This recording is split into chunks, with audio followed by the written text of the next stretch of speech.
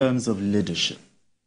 Well, I hope for them, and I hope they do push for. Ondo State is an area that is rich in human resources and natural resources. Well, let me confess, this talk of natural resources, I've never been a big fan of natural resources. Let me just put you on hold quickly. We have our correspondent, Sarah Ayeku, standing by in Okitipupa to bring us up to speed. Sarah, talk to us about logistics, deployment by INEC and every other thing. Oh, I can see people around you already. Voters are out. But talk to us what's going on where you are. Of course, it's been weeks and weeks, months of campaigning for the 17 political candidates, gladiators for this election. And for the people, of course, they have been prepping up for today. And just what you see right now, so I'm at polling unit 017, that's new garage zone at New Motor Park, and 2, that's at Okitipupa local government area of Ondo State. And you see that INEC ad hoc staff are already here. They've been here since about 7:30, 7:45-ish. They've been able to set up the polling unit area, and what they're doing right now is briefing residents about the mode of operation as it pertains to the electoral process. And so by 8:30, just like the INEC ad hoc staff had said earlier, that they're going to be opening the polls. So what you see right now is people are checking their names on the list, on the sheets along the wall. They're checking their names. We've seen a couple of them coming here to check their names just to see how they can, of course, get their voices heard on election day. And so it's really sunny. This is the Sunshine State, of course. It's really sunny. It's hot.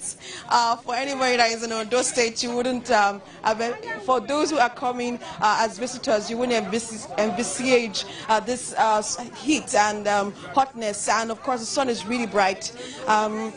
But for the people, it's normal. And so what you see at this motor park is, in this polling unit alone, we're expecting over 1,000 voters will be at this polling unit. This polling unit 017. Over 1,000 of them, specifically 1,095. We're expecting to see them at this polling unit. And earlier on, we saw a particular candidate on the ballot, of course, is from this particular local government. And we saw him, going around with his supporters, trying to ensure that they do some kind of last-minute canvassing, for votes earlier. Whether that is allowed, we still don't know yet, because according to the law, we're not expected to see any sort of canvassing around the polling unit area on election day. So earlier we saw a particular candidate come around with his supporters, ensuring that voters come out, residents come out to elect the next governor of the state. So for now, you see that the residents are getting set for this election. They are getting to line up because it's almost 8:30 on the dot, and then as immediately it is 8:30, right, election starts immediately. It's 8:30, and so that's what you see, right? After that briefing they had earlier, they've asked the residents to queue up. No demarcation whatsoever. Male and female are on the same queue. You can see the security operative there, ensuring that there is peace and order. And for this election, right, the security operatives have said that they're deploying 22,000 security operatives. And when we're coming in this morning, Veronica, the security was watertight at most of the border towns leading to Okitipupa. From Akure to Okitipupa, it took us about 2 hours, more than 2 hours to get to Okitipupa this morning. So at different checkpoints, there were military checkpoints, police checkpoints, NSCDC checkpoints. So it's difficult for anyone who wants to jeopardize or sabotage this process to pass through those numerous checkpoints and get to any of these polling units. So we're expecting that by 8:30, right, election starts almost immediately. The party agents are on hand to ensure that they are monitoring the process closely, because this is a keenly contested election between about 2 or 3 party candidates. Veronica. All right, Sarah, talk to us. Some of the persons you interacted with, do they have trust in INEC and the process, for fairness and integrity in this regard? Of course, INEC is hoping to come up with, they are hoping to put up a good show and dot all their I's and their T's and put up a good show today, particularly with the beavers. The beavers has always been a point of question, right? Particularly some persons also sometimes question the malfunctionality of the beavers machine. Some persons will say it wasn't working as we experienced in Edo State. But for today, we're hoping we wouldn't see a recurrence of the beavers machine malfunctioning. Already, you know, they've already deployed, I think, about 4,000 beavers machine to accommodate the 3,933 polling units. So we're expecting that they have MCH that there could be some malfunctionalities out of the beavers machine, and then, of course, they'll have some electoral officers who are on standby, to, of course, attend to these incidents. So we're hoping that we wouldn't see these incidents, a lot of these incidents, because network is a challenge in areas, particularly in the rural areas.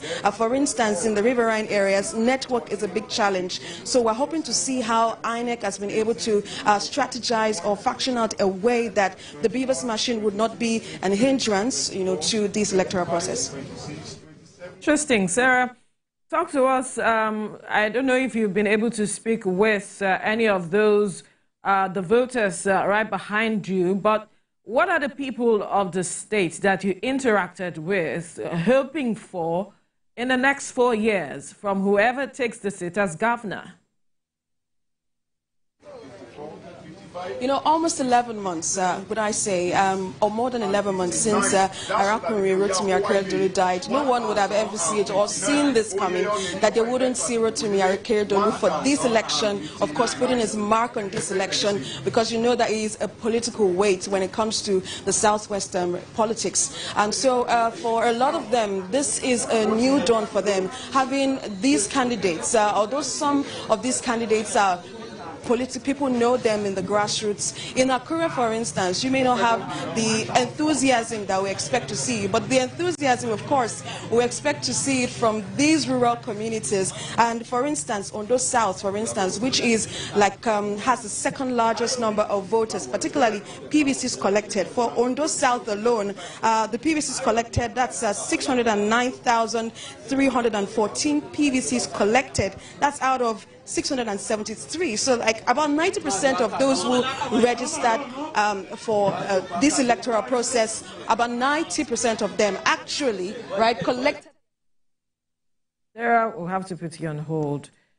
We have Olaide Oyewale joining us now to bring us up to speed with development from Ugbonla, where he has gone to tell us what is going on. We saw the governor, Lucky Ayedatiwa, you know, heading there to cast his ballot in Obenla. I hope I got that correctly. But tell us, talk to us details of where you are right now.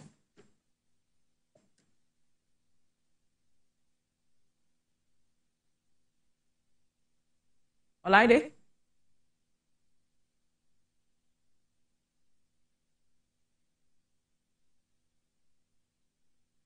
All right.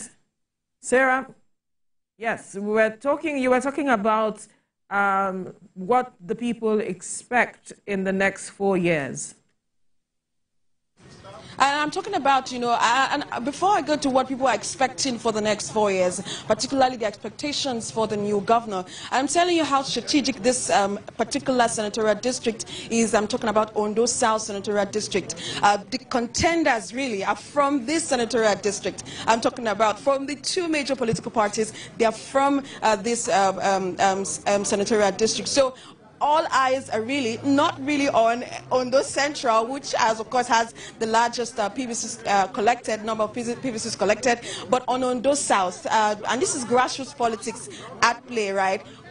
And people are coming out for who they love.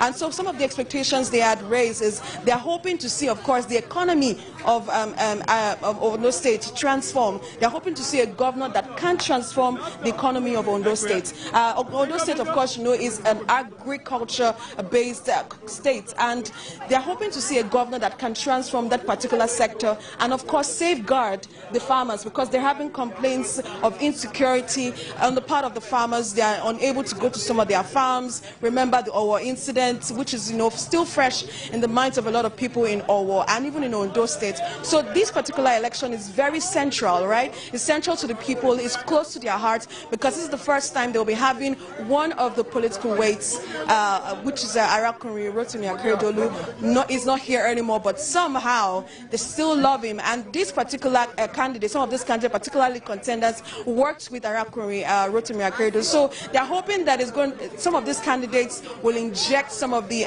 ideals or ideologies of former Governor Rotimi Akeredolu, particularly. So we're hoping to see how these candidates will fare in today's election. So the expectations are high, and voting has started already, and a lot of people are still coming out from their homes to vote. And like I said earlier, this particular polling unit will be having over 1,000 voters come here to cast their ballots for the next governor of the state.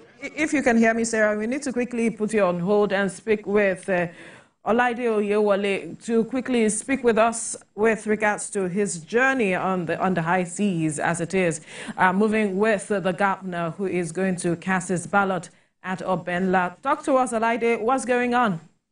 Yeah, it's because of the breeze.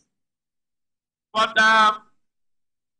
like I said earlier, we are heading towards Obenla, the hometown of the governor of Ondo State, in the larger local government. And this trip is supposed to take about 35 to 40 minutes down to his hometown. The governor has left before us, and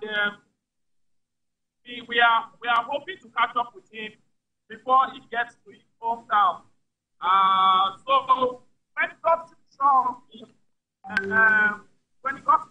of the river, it was warmly by people.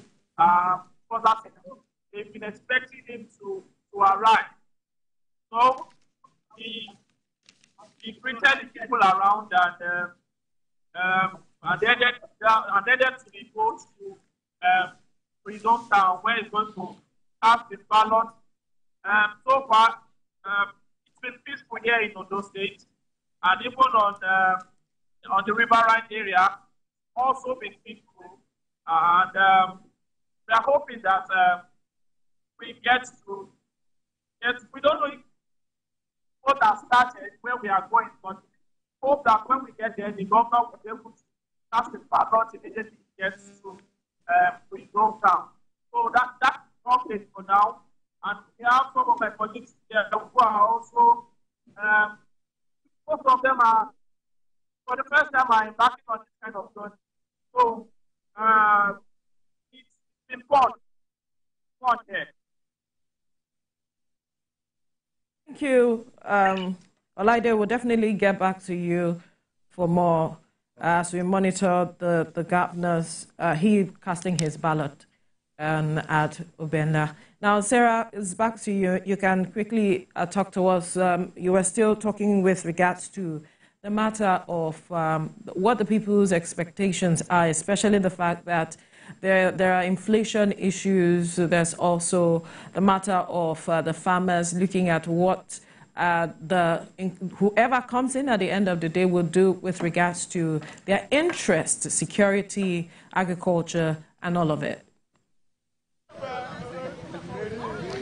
It's very strategic, particularly this election, even for Southwest politics, because Ondo State has always been one of the campaigners, of course, for regional politics, right? And it started with, of course, the former governor, Rotimi Akeredolu. And so what we're hoping to see today is people, of course, come out, to show us who they actually want to vote for. I don't know if any of you would like to speak with us to tell us what your expectations are for the new governor.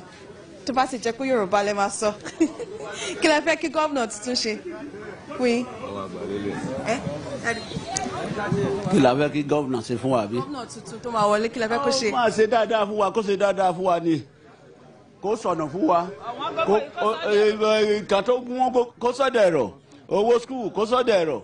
Gbogbo nǹkan tó ń ṣe tí àwọn ilé tó ti ṣe kọjá yìí ìbàjẹ́ náà ṣe wọ́n ṣe nǹkan kan tó dáa ilé tó ń bọ̀ ìyẹn ló ó lè máa gọ́ọ̀mẹ̀ntì ṣe ju wọn ṣe kò sí wàhálà. So I'll try and interpret, right? So Of course, they're expecting good roads. When we were coming here this morning, right, we had to drive slowly because of the potholes. That's from Ore, which is like a very popular place along the, southwest road, Ore. From Ore down to Okitipupa, there were a lot of potholes on the road. A very long road, right, but a lot of potholes. So one of the things they're expecting the new governor to do, right, is to give them good roads. Good roads. That's what they're talking about. They also talked about good schools. They're hoping that there will be a reduction in school fees. So all of this, of course, boils down to the economy, how the economy is, and they're hoping that the governor will be able to help them with that. It's a really difficult terrain. I'm talking about the Ondo South Senatorial District, because part of this senatorial district is where you have the riverine communities. This is just a few part of the local government of the senatorial district that is on land. I'm talking about Okitipupa.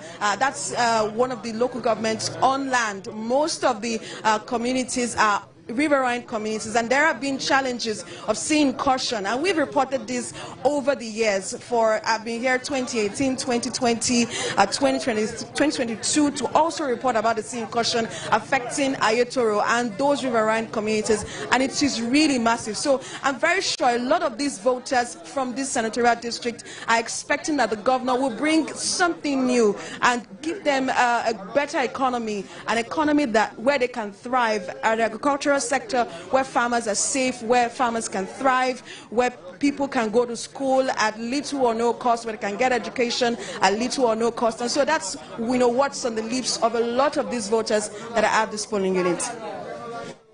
All right, talk to us. Are you impressed with the voter turnout and also the presence of security personnel there? Do you think the people are a bit intimidated by their presence? Just talk to us on those two.